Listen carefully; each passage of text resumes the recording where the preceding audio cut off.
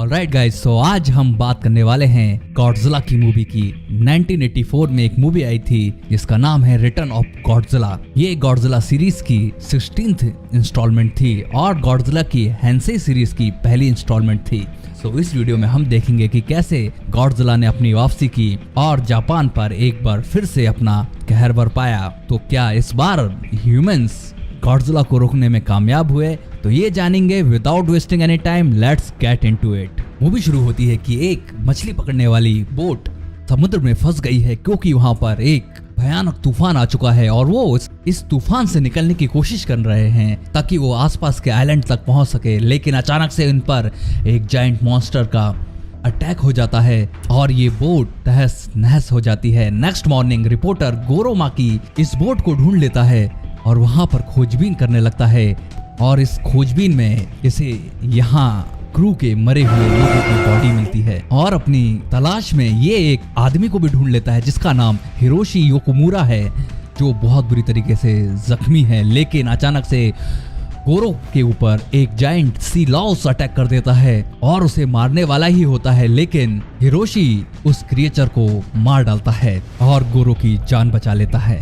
ये लोग टोक्यो आ जाते हैं और टोक्यो के ओकुमुरा में हिरोशी को हॉस्पिटल रूम में रखा जाता है जहां पर वो डॉक्टर हायाशिडा से मिलता है जो उसके सामने गॉडजिला की पिक्चर्स दिखाता है जब गॉडजिला ने 1954 पर टोक्यो पर अटैक किया था। इन पिक्चर्स को देखकर हिरोशी कंफर्म करता है कि जो मॉन्स्टर उसने समुद्र में देखा था वो गॉडजिला ही था। लेकिन जापानी गवर्नमेंट गॉडजिला की इस न्यूज को सीक्रेट रखना चाहती है क्योंकि गॉडजिला की इस रिटर्न न्यूज सुनकर लोगों में डर फैल जाएगा और गवर्नमेंट ये नहीं चाहती। इसी बीच में एक दूसरा अटैक होता है और सोवियत न्यूक्लियर सबमरीन को डिस्ट्रॉय कर दिया जाता है। रशियन बिलीव करते हैं कि ये अटैक अमेरिकन ने किया है जिससे इन दोनों देशों की आपस की शांति भंग हो जाती है और न्यूक्लियर वॉर होने का खतरा बढ़ जाता है।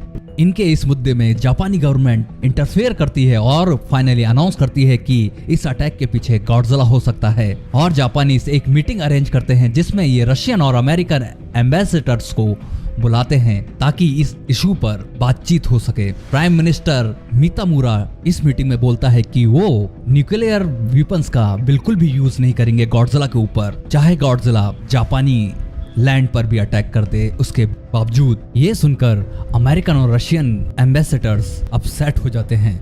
जापानी सेल्फ डिफेंस फोर्स अलर्ट जारी कर देता है और गॉडजिला की खोज को शुरू कर दिया जाता है। वहीं पर रशियन अपना खुद का अलग प्लान बनाते हैं ताकि वो गॉडजिला से मुकाबला कर सकें और ये लोग अपनी एक न्यूक्लियर मिसाइल उनके सैटेलाइट सिस्टम से जोड़ देते हैं ताकि जरूरत पड़ने पर वो गॉडजिला पर अटैक कर सके अपनी न्यूक्लियर मिसाइल से। और उनके इस हथियार का नाम है बालाशिबो और इस शिप का कर्नल इस न्यूक्लियर डिवाइस को डिसलाम कर देता है क्योंकि सोवियत गवर्नमेंट अल्टीमेटली जापानी प्राइम मिनिस्टर की डिमांड पर एग्री हो जाती है और जल्दी ही गॉडजिला कोस्ट ऑफ जापान के एक आइलैंड के पास में अपीयर होता है और वहां पर वो न्यूक्लियर पावर प्लांट को डिस्ट्रॉय करने के लिए निकल जाता है और अपने रास्ते में आने वाली हर एक चीज को डिस्ट्रॉय करता जाता है और गॉडजिला फैसिलिटी पर पहुंच जाता है और वहां पर अटैक करके न्यूक्लियर रिएक्टर से अपने आप को फीड अप करने लगता है। अचानक से वो कुछ बर्ड्स से डिस्ट्रैक्ट होता है और फैसिलिटी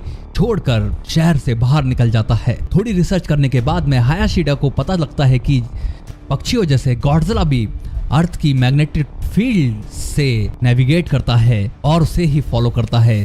तो इसका मतलब ये है कि गॉडजिला को किसी भी लोकेशन पर मैग्नेटिक ट्रांसमीटर के जरिए ले जाया जा सकता है और हायाशिडा एक प्लान बनाता है कि वो एक ऐसा ट्रांसमीटर बनाएगा जिससे गॉडजिला को माउंट मिहारा की जो कि ओशिमा आइलैंड के ऊपर है वहां तक ले जाया जा सके और उसे वॉल्केनो क्रेटर के अंदर हमेशा के लिए फंसा दिया जाए जिससे गॉडजिला का अंत भी हो जाए। इसके बाद में टोक्यो बे के पास में गॉडजिला दिखता है और इस खबर को सुनते से ही उस सिटी को जल्दी से खाली कराने की कोशिश में लग जाती है सेल्फ डिफेंस फोर्स। इसके बाद में डिफेंस फोर्स गॉडजिला पर अपने फाइटर जेट्स के साथ में अटैक करती है लेकिन उनकी मिसाइल्स उसके सामने यूजलेस हैं। गॉडजिला आगे बढ़ता है कोस्ट की तरफ जहां पर मिलिट्री फोर्स ऑलरेडी उसका वेट कर रही होती है अपने टैंकों के साथ में और अपने रॉकेट लॉन्चर को ये लोग तैयार कर लेते हैं और यहाँ के सोल्जर्स भी गॉडजिला पे फायर करने के लिए तैयार हो जाते हैं। लेकिन गॉडजिला यहाँ पहुंचता है और अपनी एटॉमिक ब्रीथ इनके ऊपर छोड़ता है, जिसके कारण इनके सभी वेपन डिस्ट्रॉय होने लगते हैं और गॉडजिला आगे बढ़ने लगता है। और गॉडजिला अनजाने में ही बालाशिवो शिप को क्रैश कर देता है, जिसके कारण उसका सिस्टम डैमेज हो जाता है और न्यूक्लियर मिसाइल अपने आप लॉन्च होने लगती है। शिप का कैप्टन कर्नल कशरीन न्यूक्लियर मिसाइल को डिसअलार्म करने की बहुत कोशिश करता है, लेकिन वहां पर एक एक्सप्लोजन हो जाता है, जिसके कारण वो मारा जाता है।